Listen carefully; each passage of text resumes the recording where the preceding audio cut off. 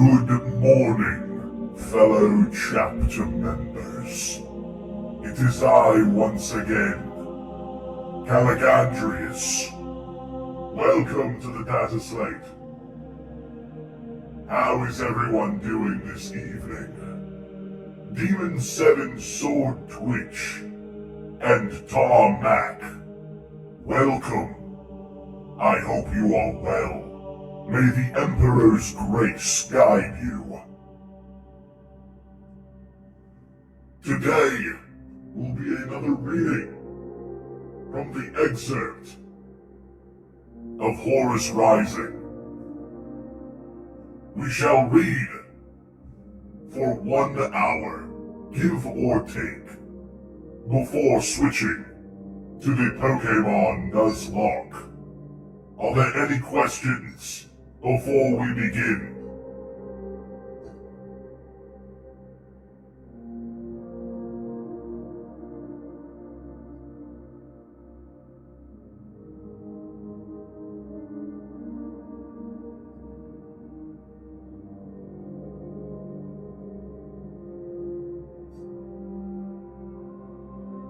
Without further ado then, let the reading commence.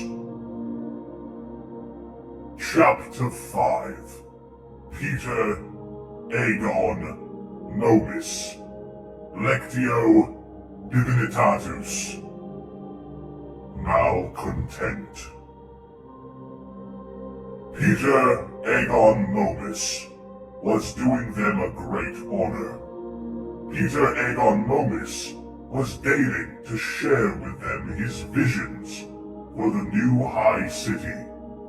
Peter Aegon Momus, architect designate for the 63rd expedition, was unveiling his preparatory ideas for the transformation of the conquered city into a permanent memorial to glory and compliance. The trouble was, Peter Aegon Momus was just a figure in the distance, and largely inaudible. In the gathered audience, in this dusty heat, Ignace Caucasian.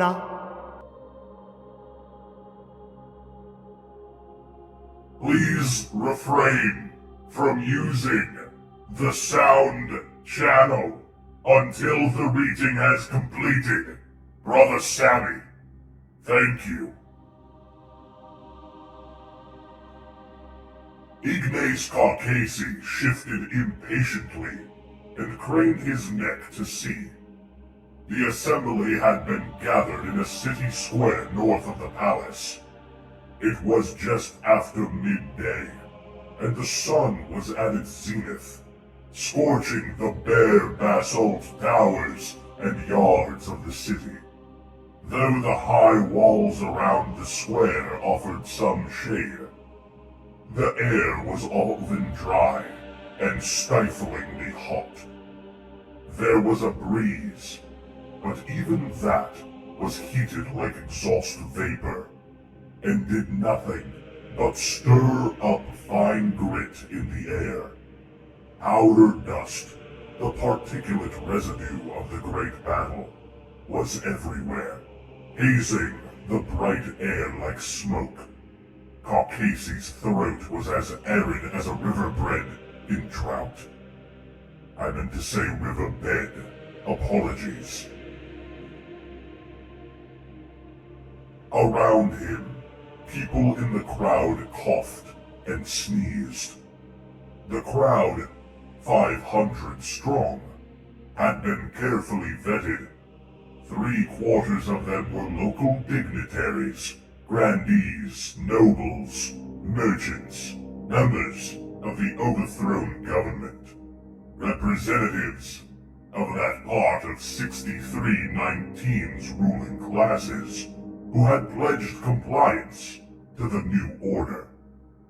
They had been summoned by invitation so that they might participate, however superficially, in the renewal of their society. The rest were remembrancers. Many of them, like Caucasi, had been granted their first transit permit to the surface, at long last, so they could attend. If this was what they had been waiting for, Carcassi thought, they could keep it, standing in a crowded kiln while some old fart made incoherent noises in the background. The crowd seemed to share his mood. They were hot and despondent. Carcassi saw no smiles on the faces of the invited locals, just hard, drawn looks of forbearance. The choice between compliance or death didn't make compliance any more pleasurable. They were defeated, deprived of their culture and their way of life, facing a future determined by alien minds. They were simply warily enduring the indignity of this period of transition into the Imperium of Man. From time to time they clapped in a desultory manner, but only when stirred up by the iterators carefully planted in their midst. The crowd had drawn up around the aprons of a metal stage erected for the event. Upon it were arranged hololithic screens and relief models of the city to be, as well as many of the extravagantly complex brass and steel surveying instruments Momus utilized in his work. Geared, spoked, and meticulous, the instruments suggested to Carcassi's mind devices of torture. Torture was right. Momus, when he could be seen between the heads of the crowd, was a small, trim man with overly dainty mannerisms. As he explained his plans, the staff of iterators on stage with him aimed live pictures close up at relevant areas of the relief models, the images transferring directly to the screens, along with graphic schematics. But the sunlight was too glaring for decent horrific projection, and the images were milked out and hard to comprehend. Something was wrong with the Vox mic Momus was using, and what little of his speech came through served only to demonstrate the man had no gift whatsoever for public speaking. One moment, I shall take a drink of my recaf. Enterist, welcome to the stream.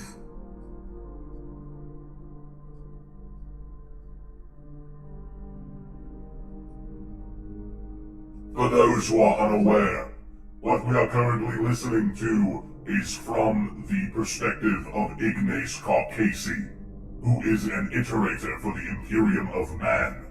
He is on the newly conquered world once called Terra, much like our home world, Terra. However, the Imperium of Man has defeated them and given them a numerical name to match their paltry status. It seems that the people of this world aren't too happy with their current predicament.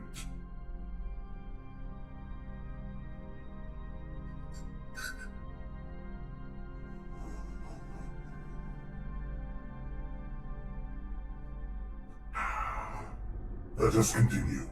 Hello, Brother Gatorade.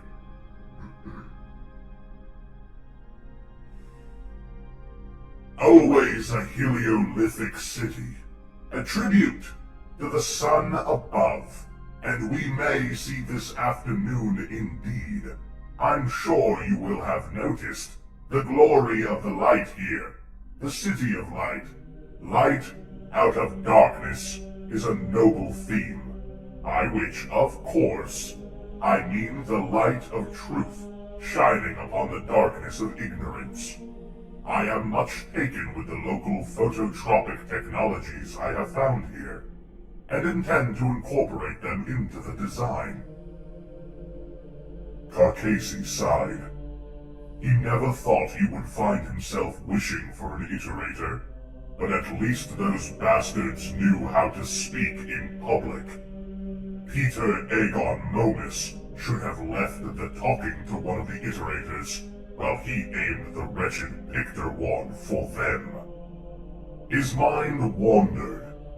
He looked up at the high walls around them, geometric slabs against the blue sky, baked pink in the sunlight, or smoke black where shadows slanted. He saw the scorch marks and dotted bolt craters that pitted the basalt like acne. Beyond the walls, the towers of the palace were in worse repair, their plasterwork hanging off like shed snake skin, their missing windows like blinded eyes. In a yard to the south of the gathering, a Titan of the Mechanicum stood on station, its grim humanoid form rising up over the walls. It stood perfectly still, like a piece of monumental martial statuary, instantly installed. Now that, thought Carcasey, was a far more appropriate celebration of glory and compliance. Carcasey stared at the Titan for a little while. He'd never seen anything like it before in his life, except in picts. The awesome sight of it almost made the tedious outing worthwhile. The more he stared at it, the more uncomfortable it made him. It was so huge, so threatening, and so very still. He knew it could move. He began to wish it would. He found himself yearning for it to suddenly turn its head, or take a step, or otherwise rumble into animation. Its immobility was agonizing. Then he began to fear that if it suddenly did move, he would be quite unmanned, and might be forced to cry out in involuntary terror, and fall to his knees. A burst of clapping made him jump. Momus had apparently said something apposite, and the Iterators were stirring up the crowd in response. Carcasey slapped his sweaty hands together a few times obediently. Carcasey was sick of it. He knew he couldn't bear to stand there much longer with the Titan staring at him. He took one last look at the stage. Momus was rambling on well into his 50th minute, and only other point of interest to the whole affair, as far as Carcasey was concerned, stood at the back of the podium behind Momus. Two giants in yellow plate, two noble Astartes from the 7th Legion, the Imperial Fists, the Emperor's Praetorians. They were presumably in attendance to lend Momus an appropriate air of authority. Carcasey guessed the 7th had been chosen over the Luna Wolves because of their noted genius in the arts of fortification and defense. The Imperial Fists were fortress builders, warrior masons, who raised such impenetrable redoubts that they could be held for eternity against any enemy. Carcasey smelled the artful handiwork of Iterator propaganda, the architects of war watching over the architect of peace. Carcasey had waited to see if either would speak, or come forward to remark upon Momus's plan, but they did not. "Ah, Chapter Member Devin, welcome to the reading." They stood there, bolters across their broad chests, as static and unwavering as the Titan. Carcasey turned away and began to push his way out through the inflexible crowd. He headed toward the rear of the square. Troopers of the Imperial Army had been stationed around the hem of the crowd as a precaution.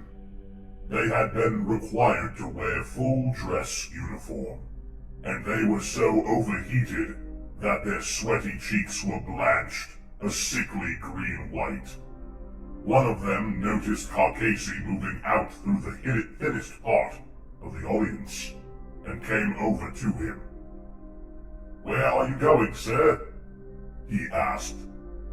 "I'm dying of thirst," Carcasi replied. "There will be refreshments, I'm told, after the presentation," the soldier said. His voice caught on the word refreshments, and Carcasi knew there would be none for the common soldiery. "But I've had enough," Carcasi said. "It's not over. I've had enough." The soldier frowned. Perspiration beaded at the bridge of his nose, just beneath the rim of his heavy fur shako. His throat and jowls were flushed pink and sheen with sweat. "I cannot allow you to wander away. Movement is supposed to be restricted to approved areas." Carcasi grinned wickedly.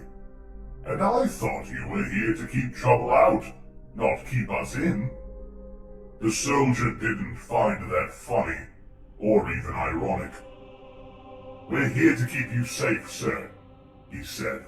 "I'd like to see your permit." Carcasi took out his papers. They were an untidy, crumpled bundle, warm and damp from his trouser pocket. Carcasi waited, faintly embarrassed, while the soldier studied them. He had never liked barking up against authority, especially not in front of people, though the back of the crowd didn't seem to be at all interested in the exchange. "You're a remembrancer?" the soldier asked. "Yes, a poet," Carcasi added before the inevitable second question got asked.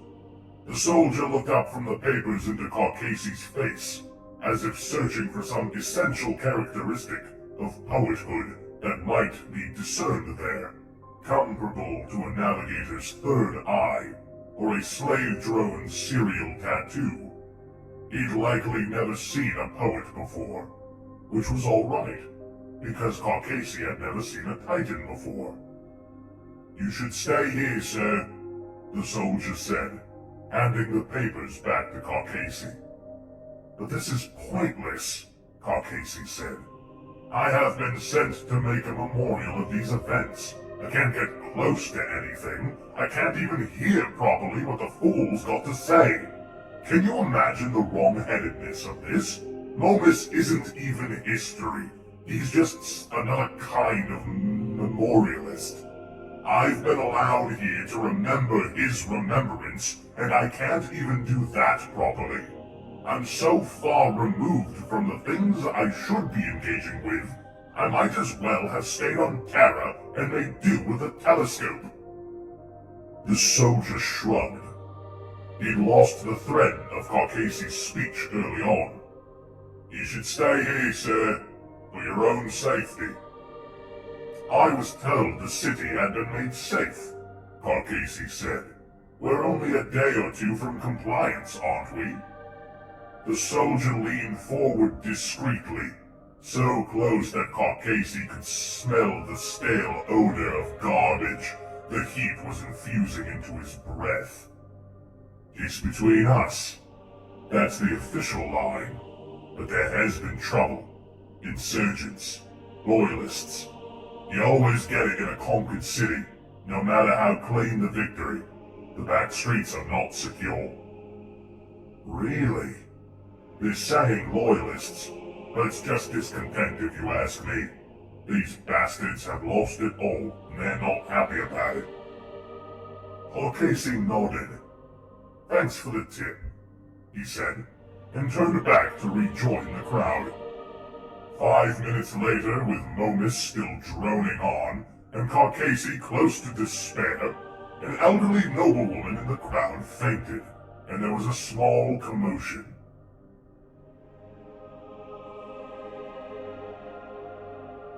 The soldiers hurried in to take charge of the situation, and carry her back to the shade. When the soldier's back was turned, Carcasi took himself off, out of the square, and into the streets beyond. He walked for a while, through empty courts and high-walled streets, where shadows pooled like water. "Excuse me, allow me another sip of recaf."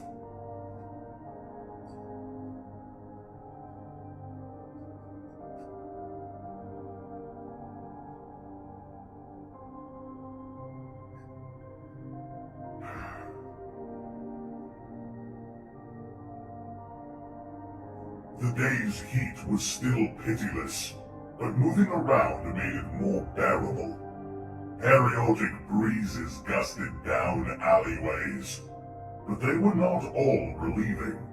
Most was so full of sand and grit that Carcasi had to turn his back to them and close his eyes as they abated.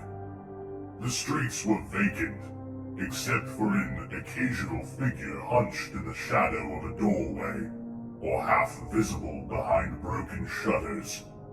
He wondered if anybody would respond if he approached them, but felt reluctant to try. The silence was penetrating, and to break it would have felt as improper as disturbing a morning vigil. He was alone, properly alone for the first time in over a year, and master of his own actions. It felt tremendously liberating. He could go where he pleased, and quickly began to exercise that privilege, taking street turns at random, walking where his feet took him. For a while, he kept the still unmoving Titan in sight as a point of reference, but it was soon eclipsed by towers and high roofs, so he resigned himself to getting lost. Getting lost would be liberating too. There were always the great towers of the palace. He could follow those back to their roots, if necessary. War had ravaged many parts of the city he passed through. Buildings had toppled into white and dusty heaps of slag, or had been reduced to their very basements. Others were roofless, or burned out, or wounded in their structures, or simply rendered into facades, their innards blown out, standing like the wooden flats of stage scenery. Craters and shell holes pockmarked certain pavements, or the surfaces of metalled roads sometimes formed strange rows and patterns, as if their arrangement was deliberate or concealed by some secret code. Great truths of life and death. There was a smell in the dry, hot air, like burning or blood or ordure. Yet none of those things. A mingled scent, an after scent.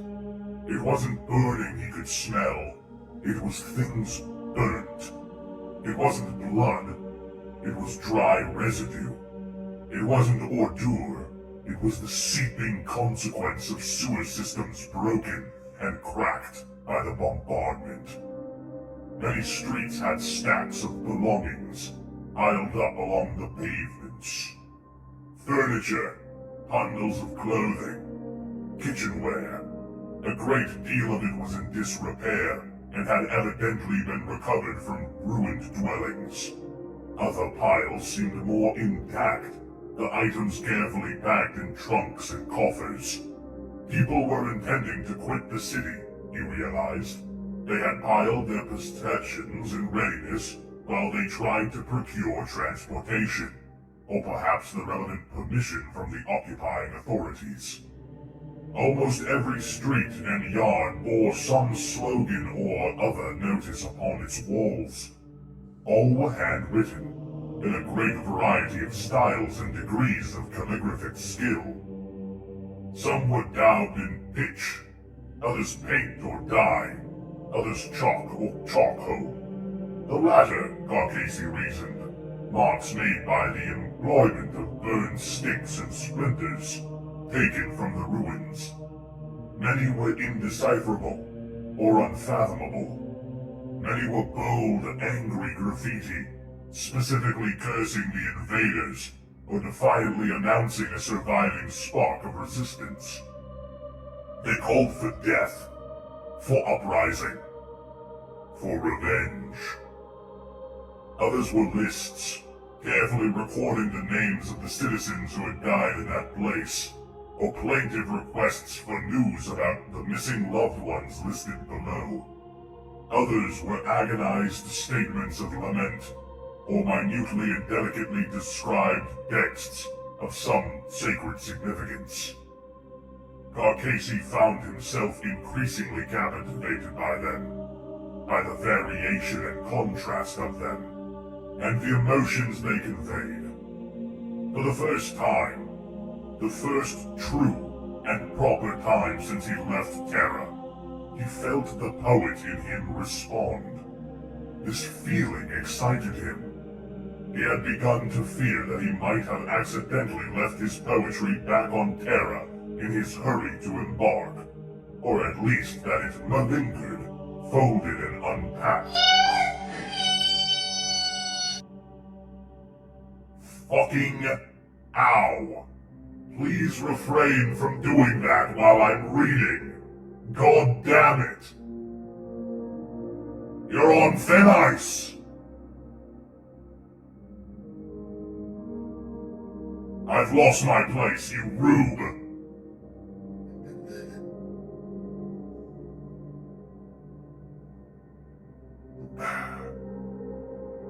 He felt the muse return, and it made him smile, despite the heat and the mummification of his throat. It seemed apt, after all, that it should be words that brought words back to his mind. He took out his chapbook and his pen. He was a man of traditional inclinations, believing no great lyric could ever be composed on a screen of data slate, a point of variance that had almost got him into a fistfight with Palisade Hadray, the other poet of note amongst the Remembrancer group, that had been near the start of their conveyance to allow the expedition during one of the informal dinners held to allow the Remembrancers to get to know one another. He would have won the fight if it had come to it. He was fairly sure of that, even though Hadray was an especially large and fierce woman. Carcasey favored notebooks of thick, cream cartilage paper, and at the start of his long, fetid career, had sourced a supplier in one of Terra's Arctic hives, who specialized in antique methods of paper manufacture. The firm was called Bondsman, and it offered a particularly pleasing quartoed chapbook of 50 leaves, bound in a case of soft, black kit, with an elastic strap to keep it closed. The Bondsman number 7, Carcasey, the sallow, red-headed youth back then, had paid a significant portion of his first royalty income for an order of 200. The volumes had come packed head to toe in a waxed box lined with tissue paper, which had smelled, to him at least, of genius and potential. He had used the books sparingly, leaving not one precious page unfilled before starting a new one. As his fame grew and his earnings soared, he had often thought about ordering another box, but always stopped when he realized he had over half the original shipment still to use. All his great works had been composed upon the pages of Bondsman number 7's. His Fanfare to Unity, all 11 of his Imperial cantos, his ocean poems, even the meritorious and much republished Reflections and Odes, written in his 30th year, which had secured his reputation and won him the Ethiopic laureate. The year before his selection to the role of Remembrancer, After what had been, in all fairness, a decade of unproductive doldrums that had seen him living off past glories, he had decided to rejuvenate his muse by placing an order for another box. He had been dismayed to discover that bondsmen had ceased operation. Ignace Carcasi had 9 unused volumes left in his possession. He had brought them all with him on the voyage. But for an idiot scribble or two, their pages were unmarked. On a blazing, dusty street corner in a broken city, he took the chapbook out of his coat pocket and slid off the strap. He found his pen, an antique plunger action fountain, for his traditionalist tastes applied as much to the means of marking as what should be marked, and began to write.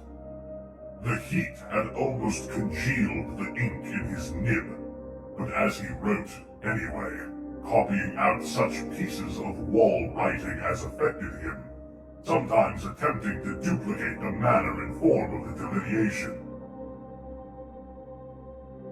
He recorded 1 or 2 at first, as he moved from street to street, and then began more inclusive, and began to mark down almost every slogan he saw. It gave him satisfaction and delight to do this. He could feel quite definitively a lyric beginning to form, taking shape from the words he read and recorded. It would be superlative. After years of absence, the muse had flown back into his soul as if it had never been away. He realized he had lost track of time, though it was still stifling hot and bright.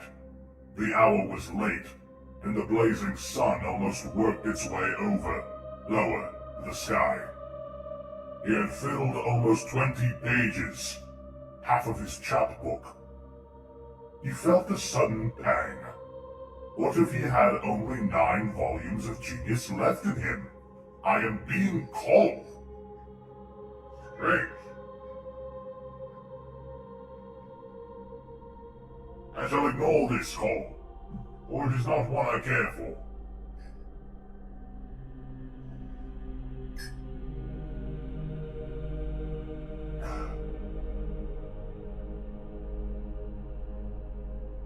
What if the box of bondsman number 7s delivered so long ago represented the creative limits of his career? He shuddered, chilled despite the clinging heat, and put his chapbook and pen away. He was standing on a lonely, war-scabbed street corner, persecuted by the sun, unable to fathom which direction to turn. For the first time since escaping Peter Aegon Momus's presentation, Carcasi felt afraid. He felt that eyes were watching him from the blind ruins. He began to retrace his steps, slouching through gritty shadow and dusty light. Only once or twice did a new graffito persuade him to stop and take out his chapbook again. He'd been walking for some time, in circles probably, for all the streets had begun to look the same. When he found the eating house, it occupied the ground floor and basement of a large basalt tenement, and bore no sign, but the smell of cooking announced its purpose. Door shutters had been opened onto the street, and there were a handful of tables set out.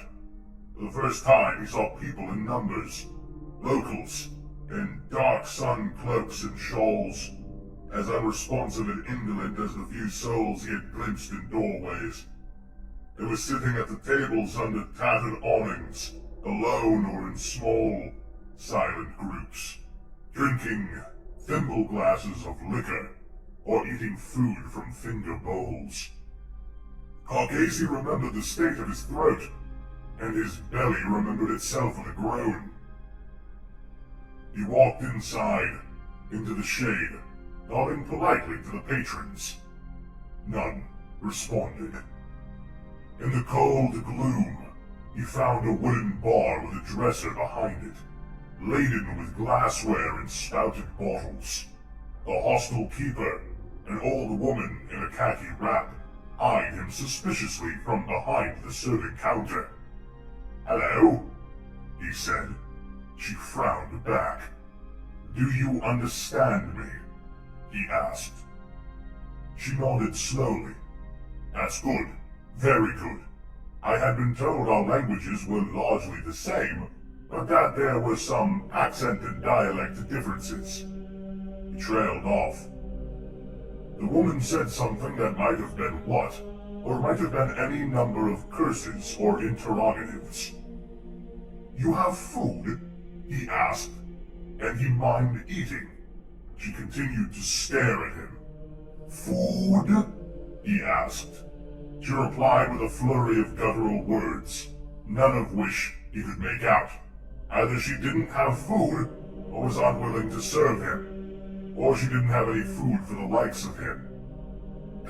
"Something to drink, then?" he asked. No response.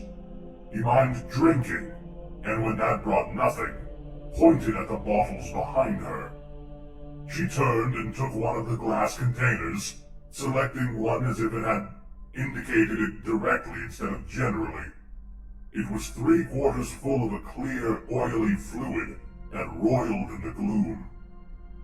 She thumped it onto the counter and put a thimble glass beside it. "Very good," he smiled. "Very, very good. Well done. Is this local?"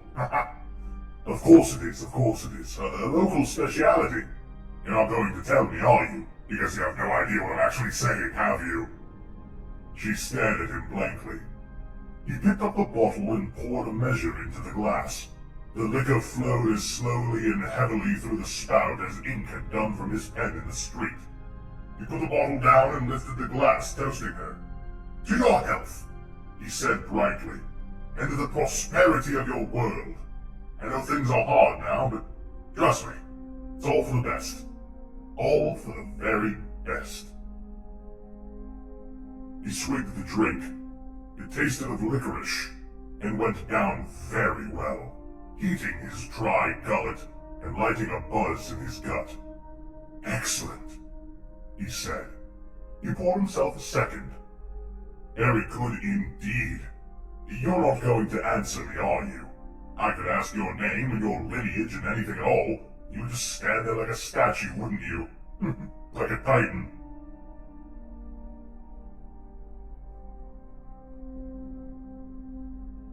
He sank the second glass and poured a third. He felt very good about himself now. Better than he had done for hours. Better than when the muse had flown back at him to the streets. In truth, drink had always been a more welcome companion to Ignace Carcasi than any muse, though he would never have been willing to admit it, or to admit the fact that his affection for drink had long weighed down his career, like rocks in a sack. Drink and his muse, both beloved of him, each pulling in opposite directions. He drank his third glass and tipped out a fourth. Warmth infused him. A biological warmth much more welcome than the brutal heat of day. It made him smile. It revealed to him how extraordinary this false terror was, how complex and intoxicating. He felt love for it, and pity.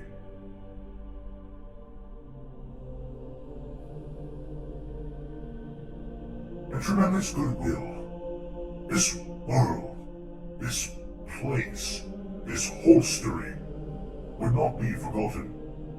Suddenly remembering something else, he apologized to the old woman who had remained facing him across the counter, like a fugued servitor, and reached into his pocket. He had currency, imperial coin and plastic wafers. He made a pile of them on the stained and glossy bar top. "Imperial," he said, "but you take that. I mean, you're obliged to. I was told by the iterators this morning. Imperial currency is legal tender now to replace your local coin. Harry, you don't know what I'm saying, do you? How much do I owe you?" No answer. He sipped his fourth drink and pushed the pile of cash towards her. You decide then. You tell me. Pay for the whole bottle. He tapped his finger against the side of the flask. The whole bottle! How much? He grinned and nodded at the money. The old woman looked at the heap, reached out a bony hand, and picked up a 5 Aquila piece. She studied it for a moment, spat on it, and threw it back at Caucasi. The coin bounced off his belly and fell to the floor. Caucasi blinked and then laughed. The laughter boomed out of him, hard and joyous, and he was quite unable to keep it in. The old woman stared at him. Her eyes widened, ever so slightly. Caucasi lifted up the bottle and the glass. I tell you what, he said. Keep it all of it. He walked away and found an empty table in the corner of the place. He sat down and poured another drink, looking about him. Some of the silent patrons were staring at him. He nodded back, cheerfully. They looked so human, he thought, and realized it was a ridiculous thing to think, because they were without a doubt human. But at the same time, they weren't. Their drab clothes, their drab manner, the set of their features, the way of sitting and looking and eating. They seemed a little like animals, man-shaped creatures trained to ape human behavior, yet not quite accomplished to that art. Is this what 5,000 years of separation does to a species? He asked aloud. No one answered, and some of his watchers turned away. Was that what 5,000 years did to the divided branches of mankind?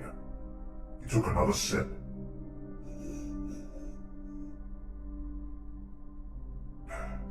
Biologically identical, but for a few strands of genetic inheritance. And yet culturally grown so far apart. These were men who lived and walked and drank and shat, just as he did.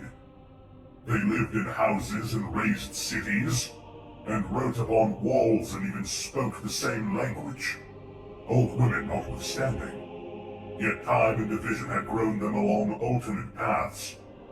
Caucasi saw that clearly now. They were a graft from the rootstock, grown under the sun of a sun, similar, yet alien. Even the way they sat at tables and sipped at drinks. Caucasi stood up suddenly. The muse had abruptly jostled the pleasure of drink out of the summit of his mind. He bowed to the old woman as he collected his glass and 2/3 empty bottle, and said, "My thanks, madam." He then teetered back out into the sunlight.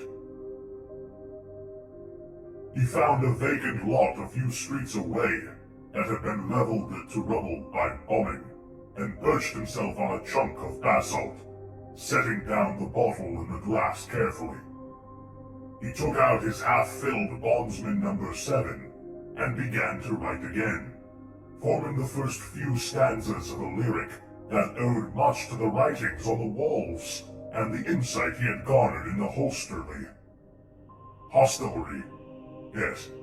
It flowed well for a while, and then dried up. He took another drink, trying to restart his inner voice. Tiny, black, ant-like insects milled industriously along the rubble around him, as if trying to rebuild their own miniature lost city. He had to brush one off the open page of his chapbook. Others raced exploratively over the toe caps of his boots in a frenetic expedition. He stood up, imagining itches, and decided this wasn't the place to sit. He gathered up his bottle and his glass, taking another sip. Once he'd fished out the ant floating in it with his finger. A building of considerable size and magnificence faced him along the damaged lot. He wondered what it was. He stumbled over the rubble towards it, almost losing his footing on the loose rocks from time to time. What was it? A municipal hall? A library? A school? He wandered around it, admiring the fine rise of the walls and the decorated headers of the stonework. Whatever it was, the building was important. Miraculously, it had been spared the destruction visited on its neighboring lots. Caucasi found the entrance, a towering arch of stone filled with copper doors. They weren't locked. He pushed his way in. The interior of the building was so profoundly and refreshingly cool, it almost made him gasp. It was a single space, an arched roof raised on massive oss-like pillars, the floor dressed in cold onyx. Under the end windows, some kind of stone structure rose. Caucasi paused. He put down his bottle beside the base of one of the pillars and advanced down the center of the building with his glass in his hand. He knew there was a word for a place like this. He searched for it.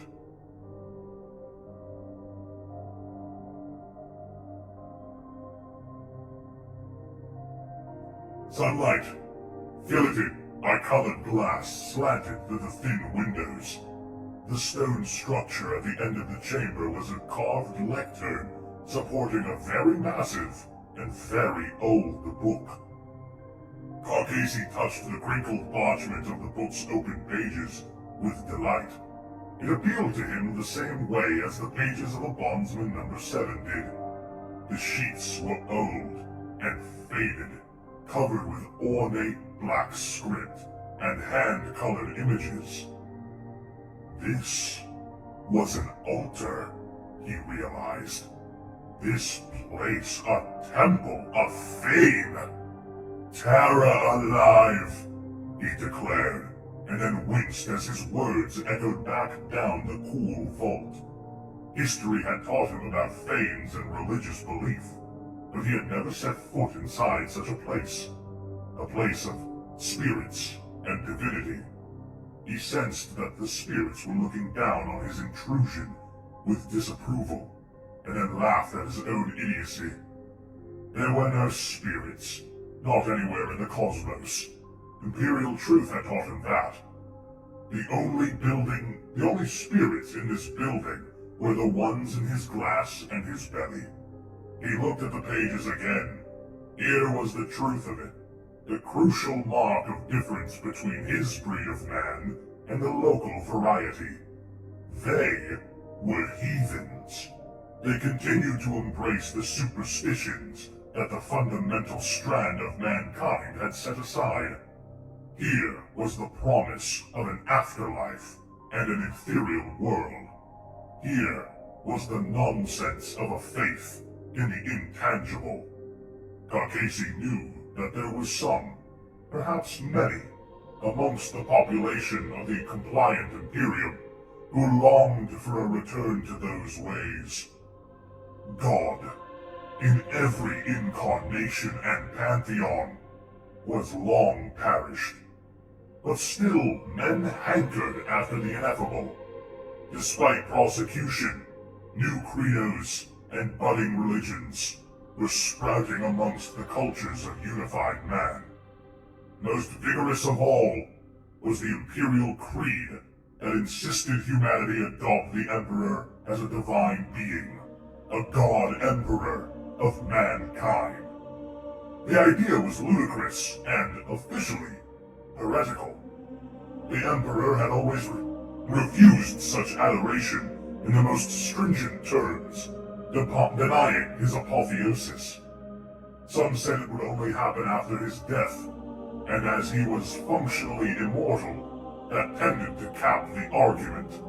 Whatever his powers, whatever his capacity, whatever his magnificence as the finest and most gloriously total leader of the species, he was still just a man. The Emperor liked to remind mankind of this wherever he could.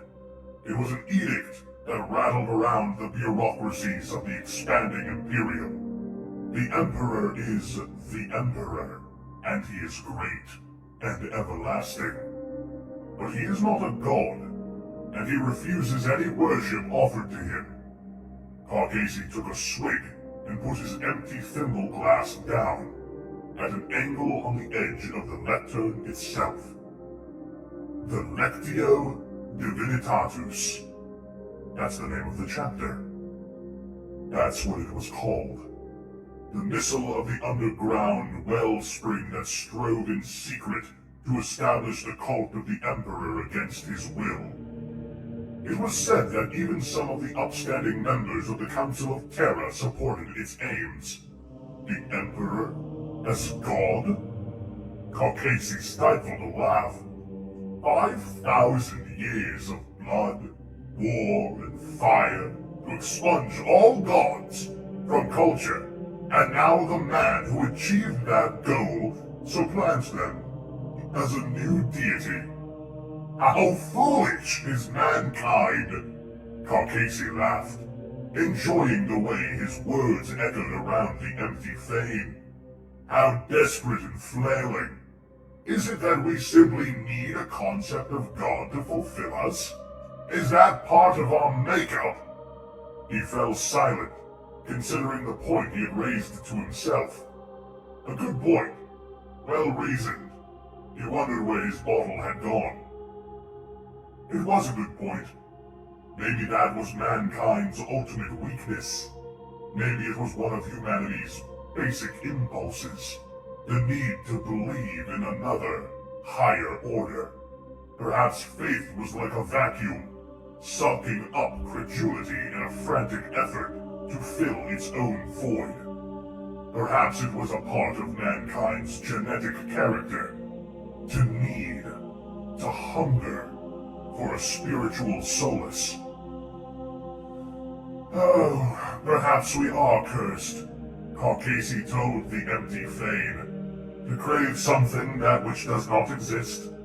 There are no gods, no spirits, no demons, so we make them up to comfort ourselves. The fane seemed oblivious to his ramblings. He took hold of his empty glass and wandered back to where he had left the bottle. Another drink.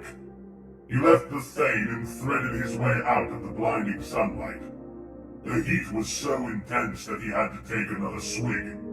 Carcasi wobbled down a few streets, away from the temple, and heard a rushing, roasting noise. He discovered a team of Imperial soldiers, stripped to the waist, using a flamer to erase anti-Imperial slogans from a wall. They had evidently been working their way down the street, where all the walls displayed swaths of heat burns. "Don't do that," he said. The soldiers turned and looked at him, their flamer spitting. From his garments and demeanor, he was unmistakably not a local. "Don't do that," he said again. "Orders, sir," said one of the troopers. "What are you doing out here?" asked another. Carcasi shook his head and left them alone. He trudged through narrow alleys and open courts, sipping from the spout of the bottle. He found another vacant lot, very similar to the one he had sat down in before. He placed his rump upon a saline block of basalt. He took out his chapbook and ran through the stanzas he had written. They were terrible. He groaned as he read them, then became angry and tore the precious pages out. He balled the thick, cream paper up and tossed it away into the rubble. Carcasi suddenly became aware that eyes were staring at him from the shadows of doorways and windows. He could barely make out their shapes, but he knew full well that locals were watching him.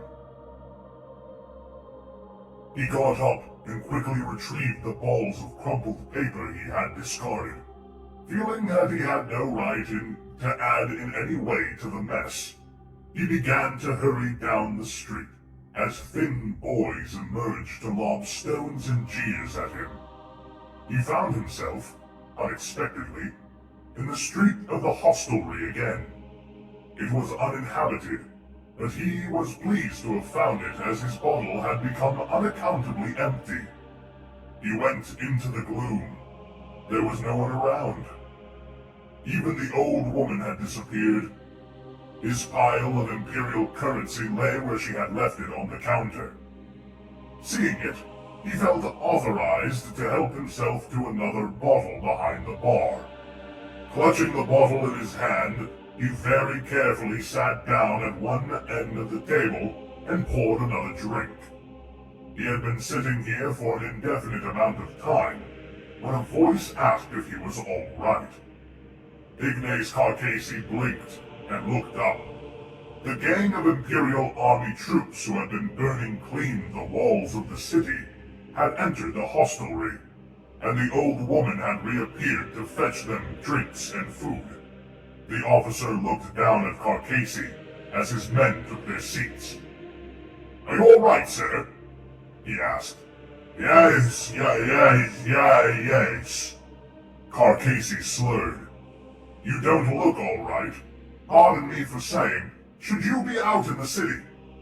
Carcasi nodded furiously, tucking into his pocket his permit. It wasn't there. "I'm meant to be here," he insisted instead.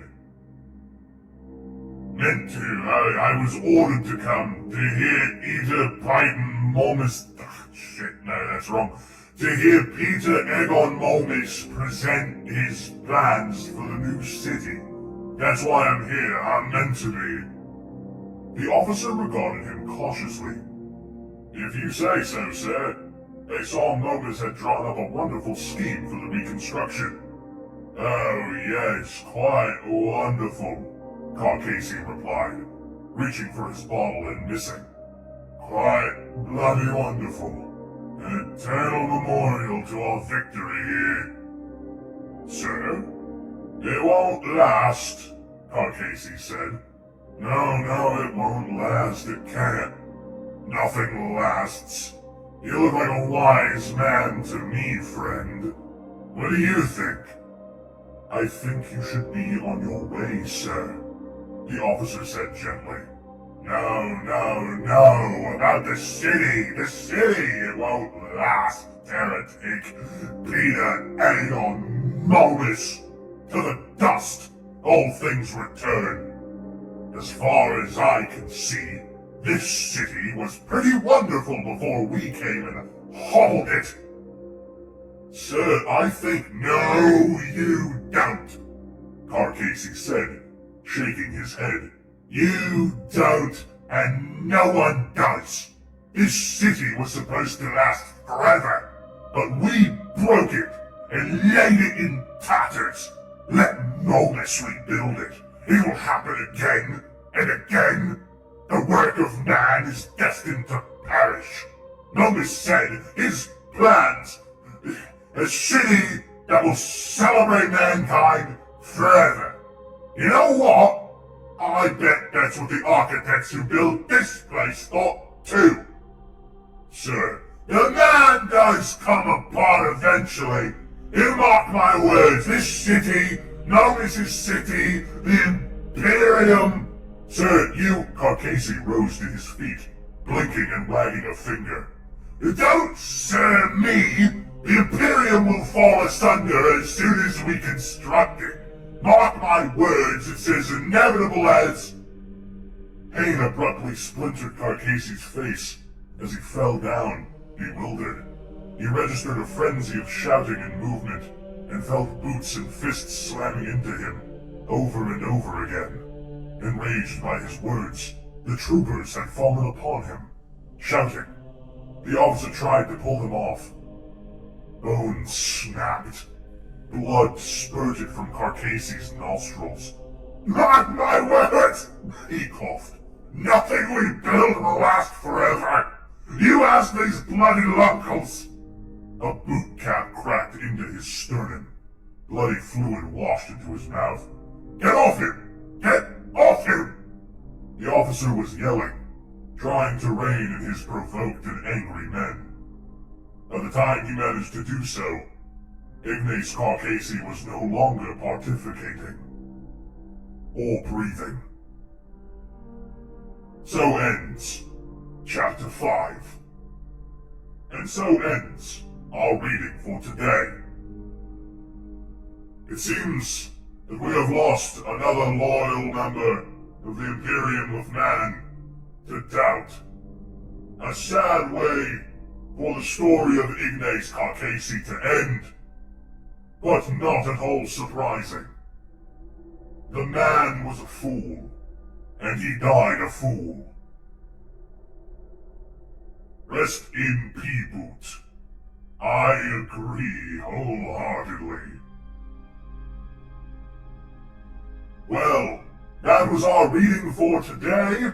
Thank you everyone for joining me as Brother Caligandrius, as I remember yet another part of our ancient, intrepid history. Next Friday we shall read of another chapter. We shall be switching to Pokemon Nuzlocke in a moment. I shall go and grab a drink, and I shall return in but a moment.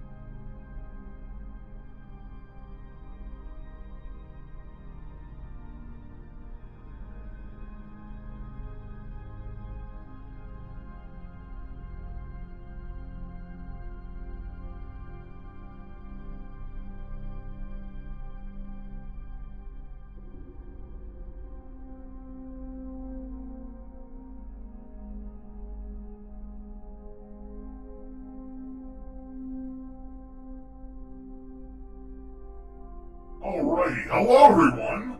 I hope you guys enjoyed the reading today. I sure fucking did. I love doing those readings. Like, it's a little, this is still on my voice. Hold on. My bad. Anyway, I love doing those readings. I find them super fun. I think they're fuck my thing. Okay, well, it's a lot brighter in here now. That's fine. Oh, hey, Cal. Yeah, no. Sorry about that. Brother Caligandrius was still here for a moment. Yeah, my bad. We're two different people, obviously. Him being a big, strong, 8-foot tall Astartes, me being a weak, little 6'4" human man, We're not comparable. I promise. Let me turn this down a little bit, because I have more light coming in the room right now. There we go. Well, there we go. I'll turn the contrast up a little bit. Turn the saturation up a little bit. There we go. That's a little bit better. Hey, guys. How we doing? So, just to go over the chapter we read briefly, so that if people don't fully understand the story, or maybe this is your first time listening to one of our read-throughs, we are reading through the Horus Heresy books. Starting with Horus Rising, which takes place, I think it's 1,000? Yeah, I think it's 1,000 years before where Warhammer 40k takes place, because Warhammer 40k, like where it is in the tabletops, like timeline is the year 41,000, and the year 40,000 is where the Horus Heresy takes place, I believe. And it's basically, so humanity has been branched out from the stars, right? Humanity has gone out and colonized the universe, and then something happened, and now they don't have access to each other. And then, like, hundreds or thousands of years go by. I think it's thousands of years go by, and the human colonies don't have contact with each other. And then when the Emperor sets up like interplanetary travel, all they're doing now is trying to like reunify humanity. But humanity has kind of like this world has also called their world Terra, and they had their own emperor. Like, they're almost a mirror version of what the Imperium of Man is, except instead of being a starfaring race, they just lived on this planet and weren't really harming anybody. Ignace Carcassi is a remembrancer who meets with our main character, who is named Garviel Loken, or Loken Garviel. It's something like that. And he is one of the Luna Wolves of the Astartes, which is under Horus, who has become the War Master. And Horus is in charge of reunifying all these worlds and finding planets that humans have been like spread out onto, finding them and then bringing them back into the Imperial fold, while the Emperor stays on Holy Terra and is the Emperor. My friend into a somewhat deep dive on Warhammer in our podcast. You have a podcast? I feel like I knew that. What's your podcast called? Also, can we get a shout out for Devin? I'll do it, actually. I don't even know if I have mods in the chat right now.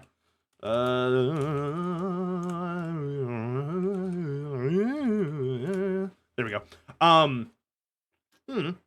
I guess that's not the cool one. I gotta do /shout out. There we go. Insert title here. That's pretty good. That's a pretty good one. There we go. That's the cool one. Yeah, there we go.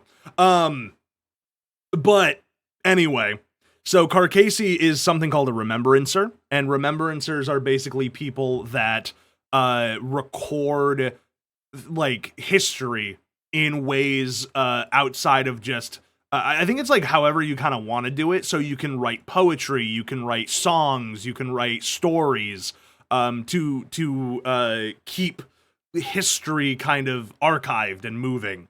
And it's really interesting because in the 41st millennium, we know that humanity becomes a hyper-religious, like, fascist state. And right now, they are a highly secular fascist state. So, when we eventually get to the Emperor being mortally wounded and taking his final seat onto the throne to be a big skeleton forever, we will see a huge shift from this secular to this religious movement, which is really cool and really fun to see. I've been really enjoying it. I'm probably going to do only 1 hour readings in the mornings, because when I was doing 2 hour readings, they were just a little long for me. My voice would get a little hoarse at the end. So yeah, that was good. I do want to do one thing. Oh, where's my webcam? Hold on. I want to do one thing before we start with the